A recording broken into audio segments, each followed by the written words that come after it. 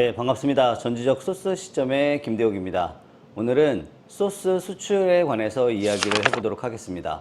소스를 수출하려고 하다 보면 저희들이 기본적으로 관세사라든지 포워딩 업체의 이야기를 많이 들어봤는데 그 절차라든지 업체들이 어떤 일을 하는지 정확하게 몰라서 굉장히 어려워하는 경우들이 많거든요. 하지만 소스 수출이라든지 식품 수출이 생각보다 어렵지 않다라는 것들을 관세사와 포워딩 업체의 역할을 알면 쉽게 이해하실 수 있습니다. 그래서 이번 시간에는 포워딩 업체 관세사에 대해서 이야기해 보도록 하겠습니다. 저희가 소스를 수출하기 위해서는 우선 국내에 관세사가 필요하고요. 그리고 수입을 하고 있는 나라에 관세사가 필요합니다. 그 중간에 이 배송을 해주는 포워딩 업체가 필요한 거고요. 그런데 우선 관세사에 대해서 먼저 말씀을 드려보도록 하겠습니다. 관세사의 가장 중요한 역할은 통관 절차를 관리하는 겁니다. 그 소스나 제품에 관련된 서류들을 우선 관리를 하는 것이고요. 그 서류들을 검토하고 관리해서 통관에 필요한 국경을 넘는데 아무런 문제가 되지 않도록 하기 위한 절차가 가장 중요한 절차입니다. 관세와 세금을 부과하는 것입니다. 우리들이 FTA에 가입되어 있는 곳들은 관세라든지 세금 부과가 적게 되거나 면제가 되는 경우들도 있지만 이런 것들이 관세사를 통해서 세금이라든지 관세가 얼마 정도 부여가 되고 어떻게 부여되는지에 대한 것들을 보는 거고요. 국경을 넘는 데 있어서 분명한 건 관세가 훨씬 더 높게 측정되는 그런 품목들이 존재를 하기 때문에 그런 품목들이 어떤 것이 있으며 또 면제를 받는 것은 어떤 것이 있는지 이런 것들을 통해서 관세 혜택을 받을 수도 있고 또 관세 혜택을 오히려 못 받는 제품을 수출할 수도 있습니다. 이런 것들을 총괄해서 확인하고 관리하는 것이 관세사의 역할입니다. 관세사 같은 경우에는 위의 역할 말고도 무역에 관련된 통계들 그리고 그 외 이외의 제반 사항들에 관한 것들을 서로 정보를 공유를 할 수 있습니다. 어떤 서류들, 수출을 하는 데는 어떤 서류가 필요하고 수입을 하는 데는 어떤 서류가 필요한지를 명확하게 확인을 하고 그에 따른 검사를 받아야 되는 경우들도 있고요. 그리고 허가를 받아야 되는 경우들도 있습니다.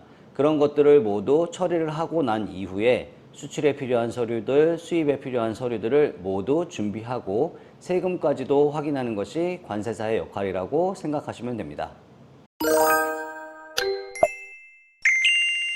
수출을 하시려고 하면 포워딩 업체에 대해서 이야기를 많이 들어보셨을 겁니다. 포워딩 업체를 어렵게 생각하실 필요는 없습니다. 쉽게 말씀드리면 배송을 해주는 업체라고 생각하시면 됩니다. 공항으로 배송을 해주기도 하고 배로 배송을 해주기도 하고 육로로 배송을 하기도 합니다. 하지만 저희 나라 같은 경우에는 지리적인 특성상 거의 항공이라든지 배를 이용해서만 수출하려고 하는 나라에 배송을 할 수 있기 때문에 이 포워딩 업체는 항공과 배라고 생각을 하시면 되겠습니다. 그 업체들에서 배를 통해서 항공을 통해서 저희 물건을 이송을 해주고 이동을 시켜주는 역할을 하는 것이 포워딩 업체의 가장 중요한 역할입니다. 포워딩 업체가 단순하게 물건만을 납품하는 게 아니고요. 배송에서 끝나는 게 아닙니다. 저희들이 국내에서 택배를 보낸다든지 우편을 보낸다든지 하게 되면 중간에 있는 그 배송업체에서는 해당 문 앞이나 집 앞에 놓고 오면 되지만 이렇게 그 나라와 나라를 넘어갈 경우에는 그에 따른 그 서류들이 굉장히 많기 때문에요. 아까 말씀드렸던 국내에서 수출을 하려고 하는 서류들에 관한 서류 처리까지도 포워딩 업체가 해주거나 대행을 해주기도 합니다. 관세사를 직접 소개해주는 역할도 같이 하고 있기도 합니다. 수출하려고 있는 항구에 선적을 했지만 검사라든지 일정 기간의 절차에 의해서 바로 이 통관이 안 되는 경우들이 존재를 하기 때문에 창고 서비스라든지 보관 서비스도 병행을 해야 합니다. 최근에 일본으로 수출을 해야 하는데 일본은 수출을 하려고 할 때 일본에 있는 관세사를 확인하기보다는요. 일본으로 식품을, 소스를 수출을 하고 있는 포워딩 업체를 먼저 찾아보시는 것이 좋습니다. 그 포워딩 업체를 먼저 찾으면 국내의 관세사뿐만 아니고 일본 내의 관세사하고도 연결이 돼 있기 때문에 그런 관세사를 소개받거나 그런 서비스를 그대로 제공을 받을 수 있기 때문에요. 저희들이 직접 알고 있는 그 나라의 관세사가 없다면 그 나라로 수출을 하고 있는 포워딩 업체를 찾는 것도 가장 좋은 방법입니다. 수출을 하다 보면 FTA 굉장히 많이 들어보셨을 겁니다.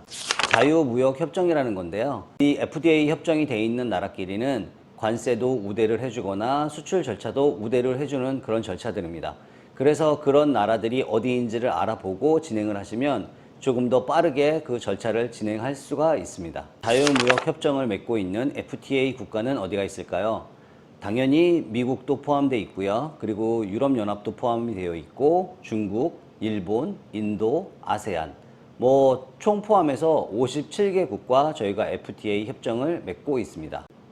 저희 공장 같은 경우에는 아직 FTA 협력이 돼 있지 않은 나라와 실제 무역을 해보지는 않았지만 FTA 협력이 돼 있는 미국, 일본, 베트남, 말레이시아와 저희들이 일을 해보면요.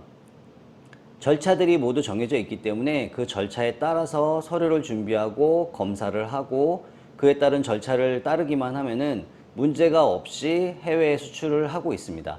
이런 것들이 자유무역 경제 FTA 협력이 돼 있는 국가들 간의 그 무역 장벽을 해소했기 때문에 가능한 일들입니다. 지금까지 말씀드렸었던 관세사가 국내와 해외에 그 선정이 완료가 됐고 포워딩 업체까지 선정이 완료가 된 상태에서 FTA 체결까지 돼 있는 나라에 수출을 하려고 하는데 한 가지 난관이 있습니다. 그것은 각 나라별로 식약청들이 존재를 하는데요.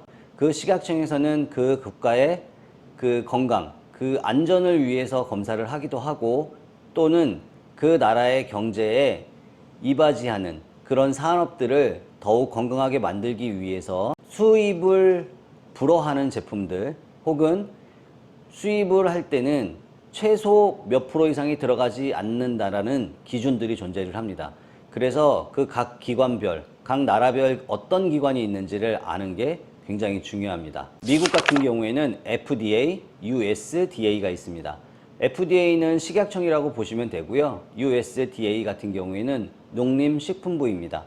이 미국 같은 경우에는 농림식품부에서 그 축산업을 보호하고 육성을 하고 있기 때문에 축산물 관련된 제품들의 함량이 식품별로 틀리기 때문에요. 그 함량 이상이 들어가면 수출이 안 되는 경우들이 많기 때문에 이런 부분들을 확인하시고 수출을 하셔야 합니다. 유럽 같은 경우에는 EFSA가 있어서요. 우리나라의 식약청과 같습니다. 중국은 해관총서라는 게 있고요. 일본은 후생노동청이 있습니다. 인도는 FSSAI가 있고요. 캐나다는 CFIA가 있습니다. 이렇게 각 나라별로 그 나라의 국민의 안전과 경제의 그 원활한 그 성장을 위해서 제안을 하거나 확인을 하는 절차들이 분명히 존재를 하기 때문에요. 이런 절차들을 먼저 확인하는 것이 굉장히 중요합니다.